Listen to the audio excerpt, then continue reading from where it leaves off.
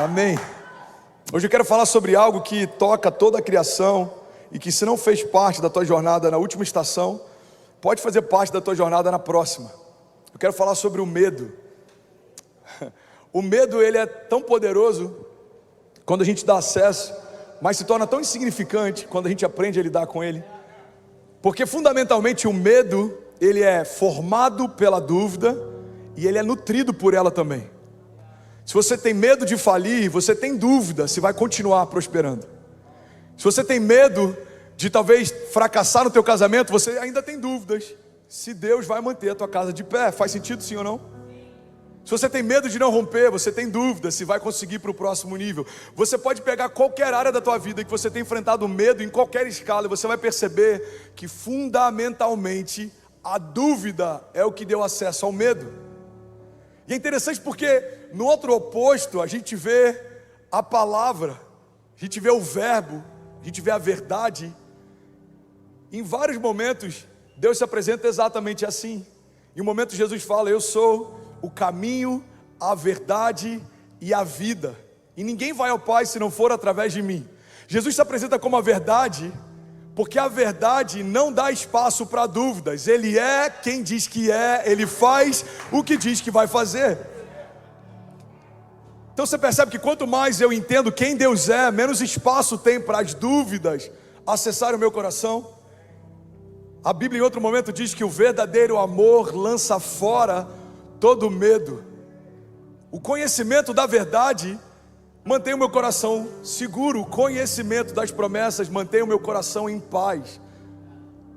O entendimento de que o Deus que eu sirvo não é pego de surpresa em nenhuma nova estação é um convite para que eu não tenha dúvidas sobre como vai ser. Eu não sei como vai ser, mas eu sei que vai ser melhor do que a anterior. Eu sei que vai ser melhor do que tudo que eu já vivi até aqui. Alguém pode dizer amém para isso? Eu creio. Em vários momentos eu já falei sobre o futuro, usando essa analogia, mas pode ser novo para alguém. O futuro é como uma festa surpresa que Deus preparou para você e está esperando você chegar. Mas uma festa surpresa, ela não seria surpresa se fosse anunciada. A gente não tem um mapa, Deus não fala tudo que vai fazer ou de que forma tudo vai acontecer. Mas isso não significa que o futuro seja incerto, ele só é desconhecido. Guarda isso, irmão. O fato do meu futuro ser desconhecido não torna ele incerto. Eu não sei como vai ser 2022, mas uma certeza eu tenho: o Deus que me trouxe até aqui vai me fazer romper a partir daqui. Eu não sei como vai ser, eu não sei a cor das portas, o tamanho delas, mas uma coisa eu sei: portas estão sendo abertas por Deus na próxima estação. Eu não sei o nome de todos os milagres, mas eu sei que milagres estão a caminho. Eu não sei o nome de tudo aquilo que eu vou viver em 2022, mas mesmo que eu ainda não saiba nomear, o fato de eu não saber ainda qual é a forma que eles têm, não me dá o direito de não confiar que eles já são reais. Confiar significa não ter todas as perguntas respondidas. Confiar significa não se mover mais por sentimento, mas por convicção. Isso é fé. Você está comigo? Diga amém. E o tema da mensagem de hoje é além da linha do medo. Você pode declarar com autoridade, diga: 2022 eu vou romper além da linha do medo. Eu quero que você imagine o medo como sendo uma fronteira, irmão. E muita gente aceita a ideia de habitar nesse lugar, construir nesse lugar.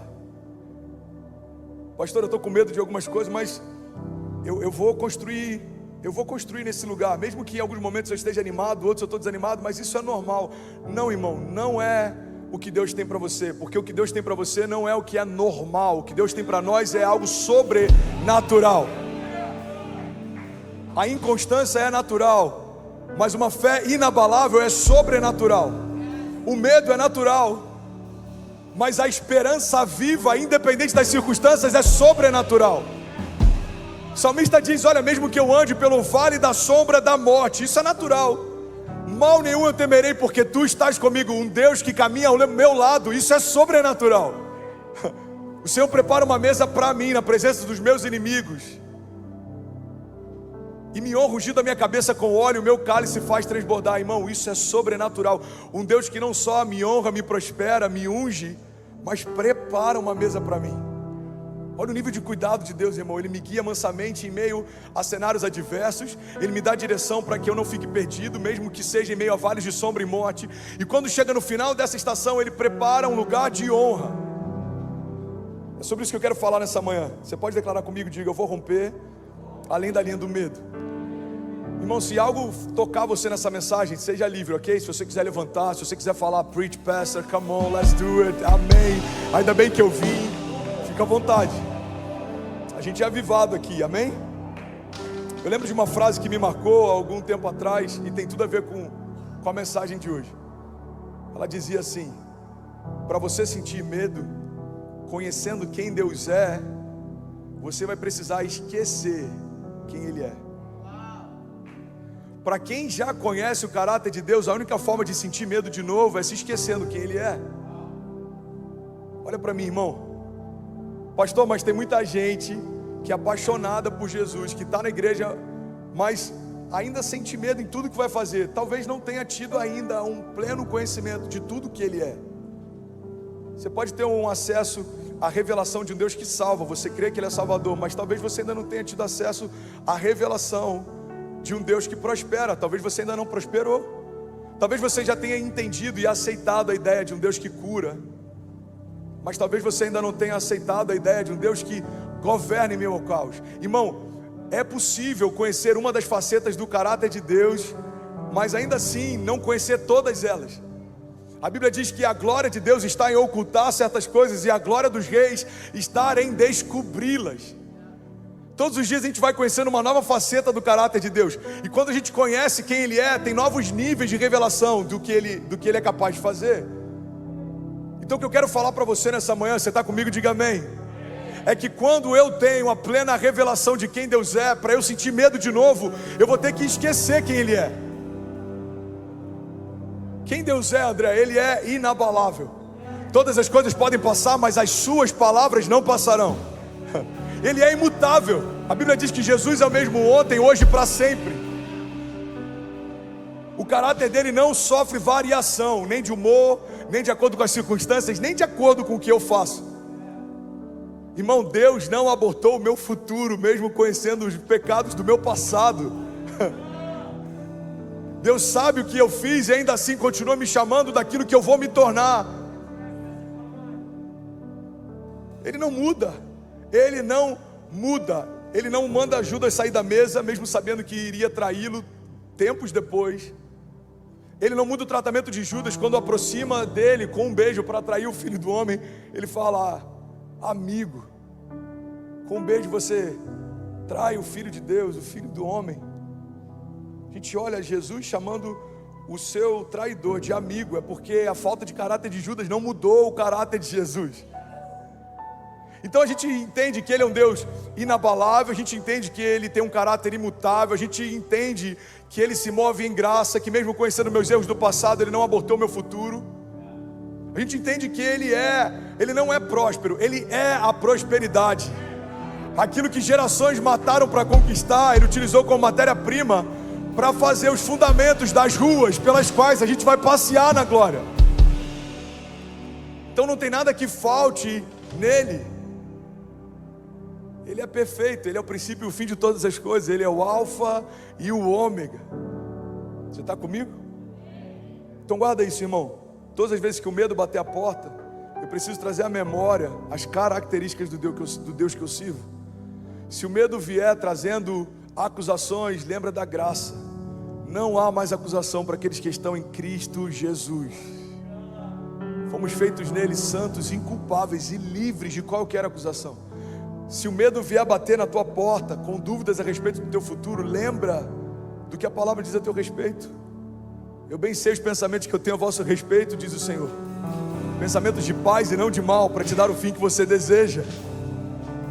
Se o medo vier bater na tua porta, irmão, carregando doenças, lembra, não é Deus quem dá doenças, Deus é aquele que remove elas. Então não aceita como sendo seu aquilo que na cruz Ele já disse que é dele. Ele levou sobre si as nossas doenças e enfermidades, e o castigo que nos trouxe a paz estava sobre Ele, e pelas suas pisaduras nós já fomos sarados. Não, a doença não é sua, a doença já foi dele. Não porque o meu tumor, não porque a minha doença para de tomar posse daquilo que Jesus já levou sobre ele. Tem uma história na Bíblia que fala sobre homens a alguns passos da promessa, sem coragem para acessá-la. Você já deve ter ouvido inúmeras pregações a respeito disso. A Bíblia fala a respeito de um povo que caminha no deserto por anos em busca de uma promessa, e quando chega diante dela, parte deles tem medo. Irmão, olha para mim. Crer que tem uma promessa é o primeiro passo. Caminhar em direção a ela é o segundo passo. Não desistir enquanto você não se aproxima dela é o terceiro passo. Mas existe um passo final, que é você se apossar daquilo que Deus já te confiou. Cuidado com as falsas linhas de chegada. Anota isso e medita nisso, irmão. Cuidado com as falsas linhas de chegada. Porque pode ter cheiro da promessa, pode parecer com a promessa, pode até estar no lugar da promessa, mas se você não acessar, é só uma promessa. Olha que interessante, olha o que a Bíblia diz. Está lá em Números 13:30. Alguém está recebendo algo de Deus essa manhã? Glória a Deus. Números 13:30 fala a respeito dos espias que são enviados para mapear a terra prometida. E o que eu acho interessante é que o nome por si só chega a ser quase uma ironia de Deus. Como que o povo chama aquele lugar? De terra prometida. Irmão, olha para mim. Não é uma terra que eles acharam do nada. Não é uma terra que alguém falou para eles. Era uma terra que o próprio Deus havia prometido para eles. Não confiar numa promessa significa fundamentalmente desconfiar do caráter de quem fez a promessa. É por isso que, para ter medo conhecendo quem Deus é, eu vou precisar esquecer quem Ele é, porque é impossível conhecer o coração do Deus que fez a promessa e ainda assim ter dúvidas se Ele vai cumprir a promessa. Você está comigo? Olha o que a Bíblia diz. Então Caleb fez calar o povo perante Moisés e disse: certamente subiremos e a possuiremos em herança, porque seguramente, cara, eu amo esses detalhes, porque essas chaves carregam tanto poder, porque seguramente prevaleceremos contra ela. Versículo 31, porém, os homens que com ele subiram disseram: não poderemos subir contra aquele povo, porque ele é mais forte do que nós. Irmão, guarda isso. Primeira coisa que me chama a atenção é que a Bíblia diz que Caleb então fez o povo se calar perante Moisés. Tem milagres que você só vai acessar quando você calar a multidão que tenta te fazer desacreditar do que Deus já te fez acreditar um tempo. Caleb não fala: gente, com licença, só um minuto. Gente, vamos ser um pouco amigável, não, vamos quando algo faz sentido, me ajuda aí, gente. Sensato, tem que ser humante. Vamos ser um pouco sensato. Vamos fazer uma votação. Irmão, tem momentos para a gente ser amigável, mas tem momentos para a gente se posicionar. Tempos de guerra não são tempos de administrar problema. Tempos de guerra são tempos de avançar sem pedir licença. A Bíblia diz que ele cala o povo e lembra da promessa. Olha os termos que ele usa: certamente possuiremos, seguramente prevaleceremos. Irmão, certeza e segurança só tem quem confia em quem prometeu. Ele está dizendo: é certo, não tem como dar errado. O meu coração está seguro, porque eu sei quem prometeu.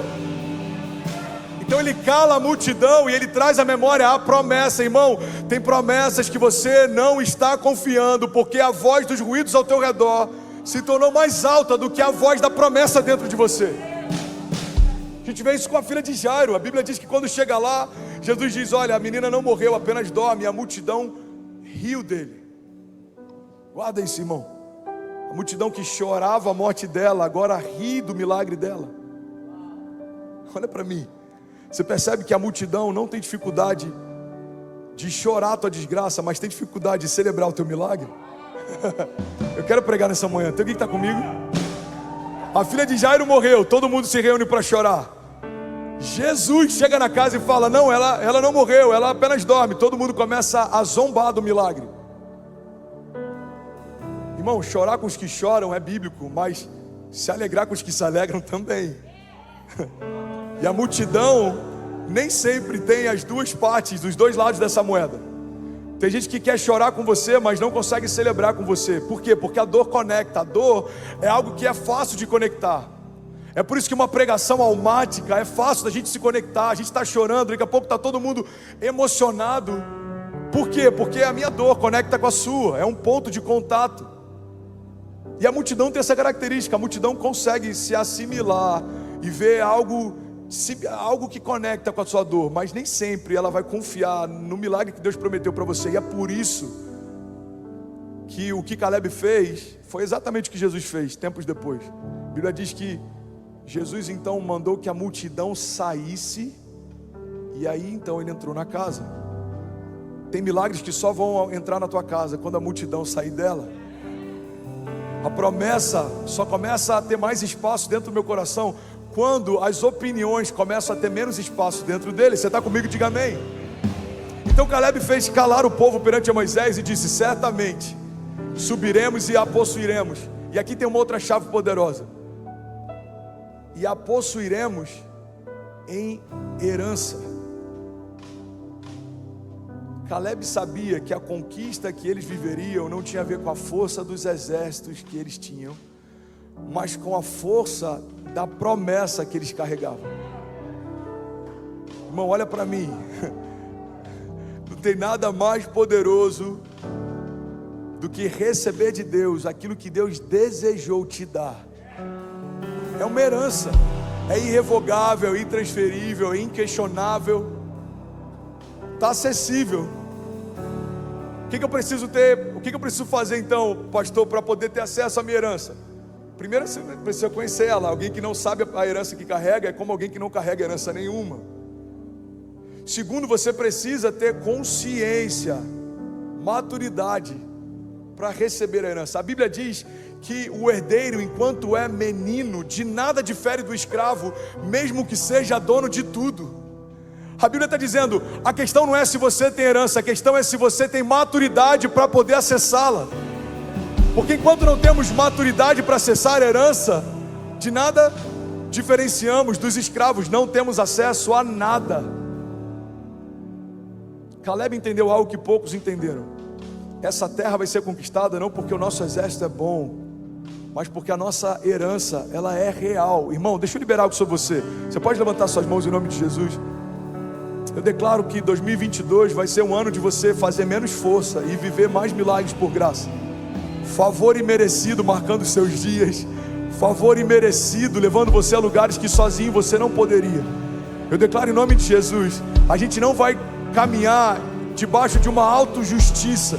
Não é porque você fez para merecer, é porque Jesus fez e entregou para você. Não é porque você é bom, é porque o Pai é bom e Ele desejou te dar.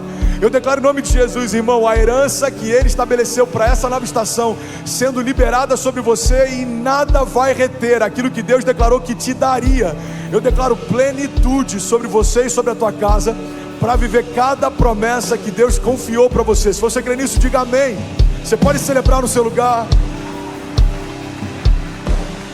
A possuiremos em herança. Não tem a ver com o que eu vou conquistar, irmão. Tem a ver com o que eu vou receber. Você só tem que estar lá no dia da batalha. Gideão reúne milhares de homens. Deus fala, tem gente demais. Aí alguns milhares saem, ele olha, tem centenas. Ele fala, tem gente demais ainda. Até que ficam 300, ele fala, tá bom. Gideão, isso é para que quando vocês vencerem a batalha, não se orgulhem do número de homens que tinham com você, mas tenham plena convicção que a vitória foi dada pelo Deus que foi com você. Deus não precisa de números, irmão. Ele só precisa que a gente acredite, confie naquilo que Ele disse que faria.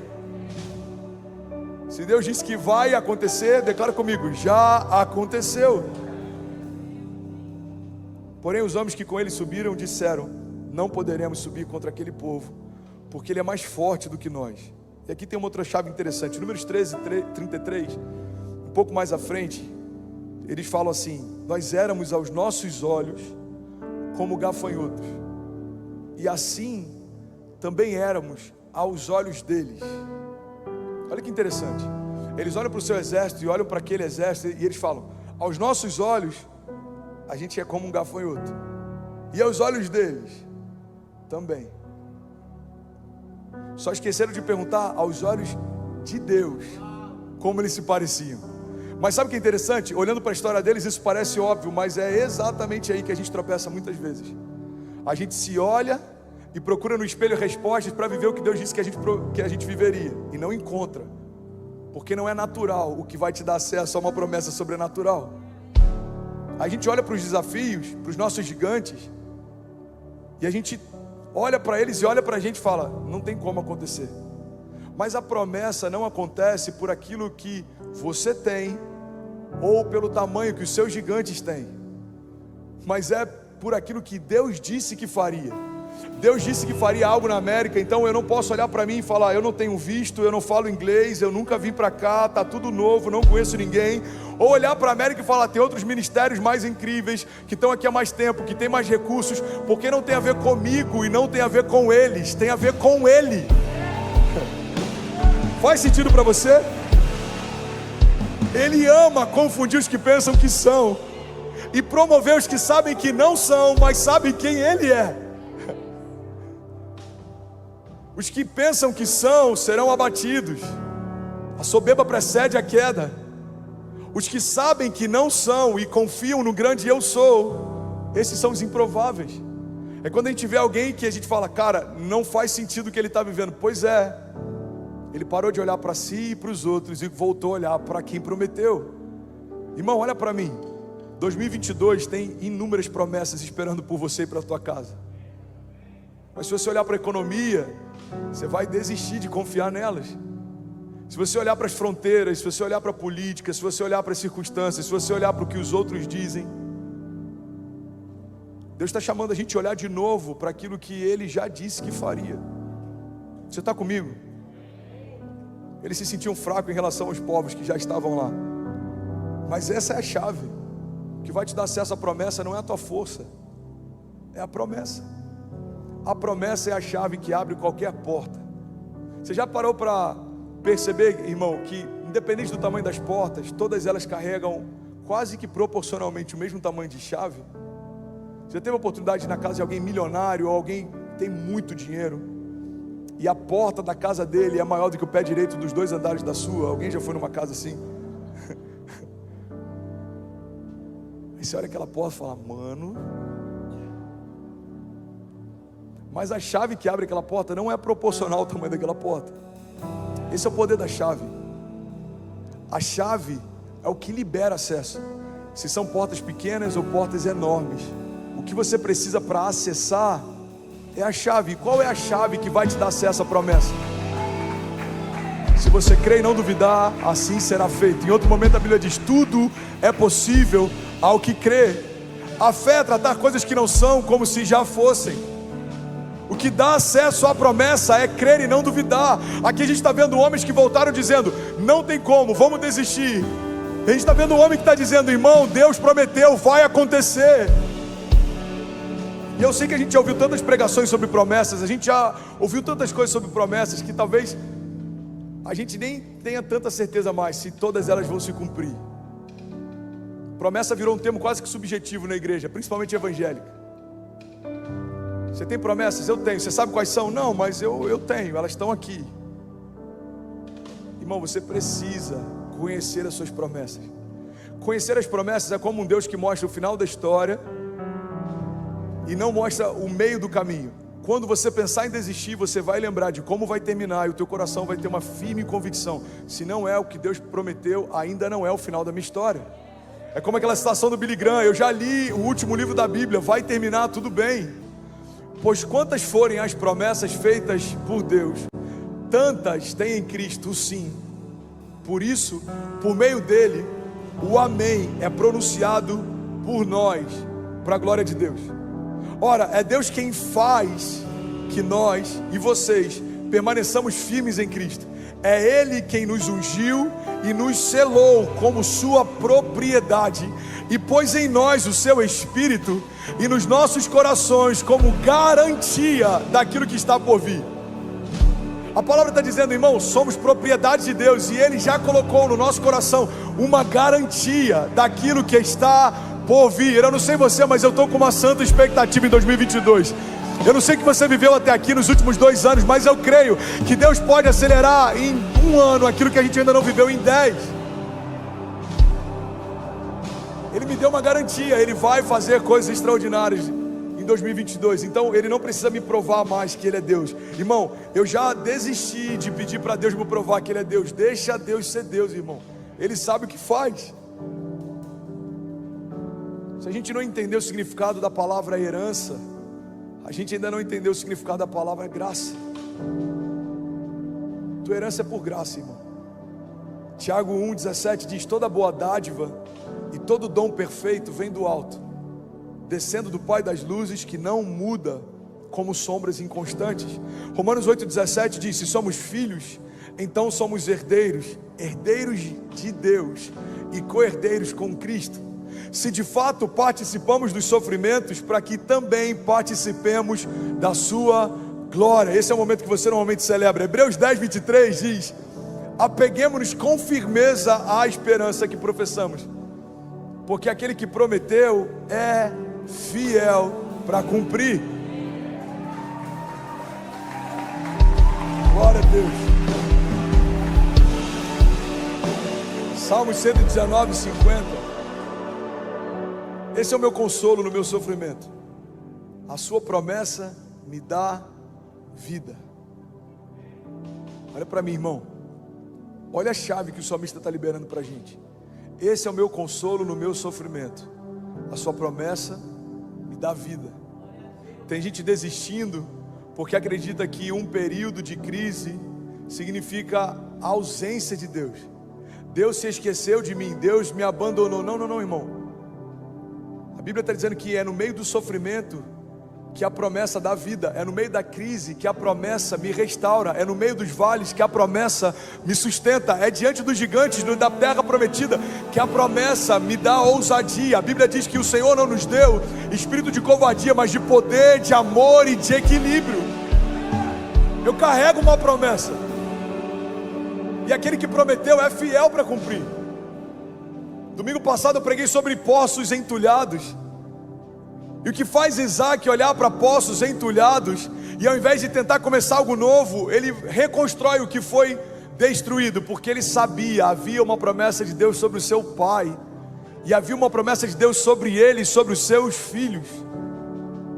Irmão, só continua cavando quem sabe a promessa que carrega. Eu não estou olhando para o lado, eu não estou preocupado com o que dizem, eu não estou preocupado com o que eu sinto. Eu não me movo mais por sentimentos, eu me movo por uma palavra. Deus disse que faria. Enquanto não sair água de novo desse poço, eu não vou parar de cavar. Deus é fiel para fazer aquilo que Ele disse que faria. Salmos 27:1 diz: o Senhor é a minha luz e a minha salvação. A quem eu temerei? O Senhor é o meu forte refúgio. De quem eu terei medo? Salmos 34:4 diz: eu busquei o Senhor e Ele me respondeu e livrou-me de todos os meus temores. Os que olham para Ele estão radiantes de alegria, e os seus olhos jamais mostrarão decepção. Você pode dizer glória a Deus por isso? Eu vou ter que terminar. Eu tinha mais 2 tópicos para compartilhar. Um deles é sobre João Batista, e eu vou pregar à noite. Mas eu preciso falar rapidinho sobre algo que me chama a atenção na história de José. E eu vou terminar aqui. Você está comigo? Diga amém. Alguém recebeu algo de Deus essa manhã? Diga amém. Olha para mim. A história de José é uma das histórias mais inspiradoras da Bíblia, porque ela carrega um princípio. A história de José carrega um princípio que em 2021 foi o que me sustentou, em 2022 é o que me faz avançar sem medo. E talvez possa fazer sentido para você. Guarda isso, irmão. José foi vendido pelos seus irmãos, foi abandonado por eles, foi feito escravo, viveu cativo, e no meio do cativeiro alguém lembrou da porção que ele carregava. Então ele teve acesso de novo ao palácio, e aí então se cumpriu a promessa. O princípio que a história de José carrega é que ninguém carrega o meu destino nas suas mãos. Guarda isso, irmão. José está no meio do cativeiro. O meu destino não está nas mãos de ninguém. Eu sei o que Deus me mostrou, eu sei que vai acontecer.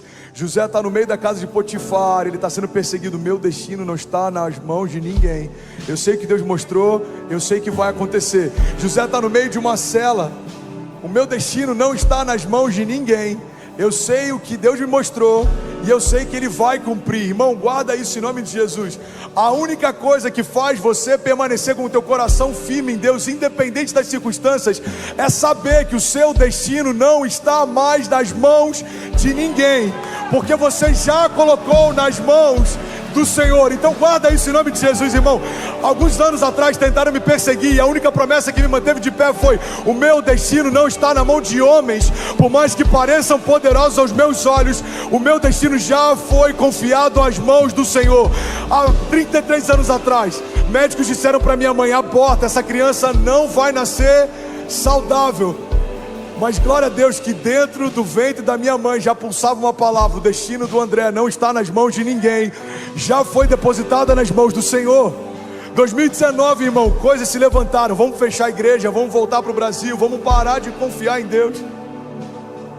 Aí volta a nossa memória essa palavra: o meu destino não está nas mãos de ninguém. Eu vou continuar confiando naquele que prometeu. 2019, ano da crise, portas fechadas. 2020, ano da dúvida, ano do medo, ano da doença, ano dos lutos. 2021, ano de recomeçar. Não, talvez não. Ano de avançar. Não, não agora. Irmão, deixa eu te falar uma coisa. A única certeza que te mantém de pé, independente das circunstâncias, é que o seu destino, se foi depositado nas mãos de Deus, não está mais nas mãos de ninguém. Deixa eu liberar sobre você. Feche teus olhos, levanta suas mãos o mais alto que você puder. A Bíblia diz: entrega os teus caminhos ao Senhor, confia nele e o mais Ele fará. Entrega os teus caminhos ao Senhor, confia nele e o mais Ele fará. A Bíblia está te fazendo um convite: coloca o teu futuro nas minhas mãos e você não vai ficar mais refém da vontade de ninguém. Coloca o teu futuro nas minhas mãos e você não vai ficar mais refém de nenhuma circunstância ao teu redor. Prosperei José no meio do cativeiro, enquanto haviam vacas magras sobre as nações ao redor dele, ele governava suprindo para quem não tinha. Eu prosperei Davi no meio do deserto, e mesmo que os seus homens fossem considerados loucos, no meio do deserto eu transformei eles em valentes e estabeleci Davi sobre um trono que nunca houve, nunca mais haverá sobre Israel alguém como ele foi. No meio da Babilônia eu estabeleci Daniel, e por mais que houvesse uma fornalha ardente, por mais que houvessem covas cercadas de leões, a promessa que eu depositei em Daniel fez com que ele permanecesse de pé, mesmo que toda aquela nação tentasse pará-lo. A promessa que eu fiz para Pedro fez que o ministério apostólico dele se cumprisse, mesmo ele tendo me negado 3 vezes e tendo desistido de mim. Eu fui até onde ele estava e lembrei para Pedro: eu não desisti de você, não desista também. A promessa que eu fiz para Paulo fez com que, mesmo que em algum momento ele me perseguisse, em outro momento ele fundamentava a minha igreja. A maior parte das revelações do Evangelho no Novo Testamento eu confiei a ele.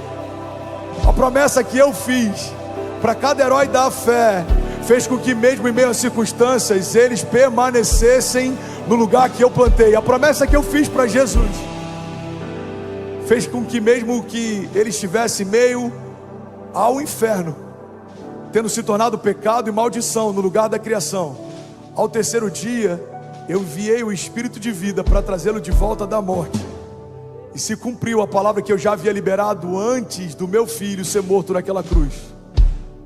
Ao terceiro dia ele vai ressuscitar. Guarda isso, irmão, em nome de Jesus. A Bíblia diz que Jesus, pela alegria que lhe fora proposta, ele enfrentou a vergonha e a dor pela alegria que lhe fora proposta. Jesus sabia que a morte era um lugar que estava esperando por ele, mas Jesus sabia que depois dela havia uma promessa também. Eu quero, em nome de Jesus, liberar isso sobre você. Lugares de vales de sombra e morte não são o final da tua história. Estações de tempestade e luto não são o final da tua história. Momentos de crise e dúvida não são o final da tua história. Palavras contrárias de homem não são a palavra final sobre a tua história. Você crê nisso? Então fica de pé no teu lugar. Fica de pé no teu lugar. Eu quero orar com você, irmão. Só faltam 3 domingos para terminar o ano. Eu quero, em nome de Jesus, empoderar você. Eu quero te convidar a trazer à tua memória aquilo que te dá esperança. Feche teus olhos em nome de Jesus. Levanta suas mãos o mais alto que você puder. Levanta suas mãos o mais alto que você puder. Abra sua boca. Começa a liberar palavras de vida sobre o teu ano. Começa a liberar palavras de vida sobre 2022. Vamos, igreja, abre a tua boca. Começa a desenhar o teu futuro através de orações. Começa a trazer à tua memória aquilo que Deus prometeu e ainda não se cumpriu. Nós declaramos em nome de Jesus, Pai, portas abertas, sinais, maravilhas. Nós declaramos em nome de Jesus os nossos inimigos sendo confundidos e cada um deles abatidos. Nós declaramos em nome de Jesus os nossos filhos florescendo em meio a desertos. A nossa casa fortalecida e firmada na rocha. Nós declaramos em nome de Jesus teu cuidado sobre nós, Pai, nos dias frios como coluna de fogo, em meio a desertos como nuvem nos guiando. Nós não seremos confundidos ou abatidos. Nós não ficaremos no meio do caminho, porque nós carregamos uma promessa viva. Se o Senhor declarou que faria, certamente já aconteceu. Nós firmamos o nosso coração nessa viva esperança, Pai. Nós firmamos o nosso coração nas tuas promessas.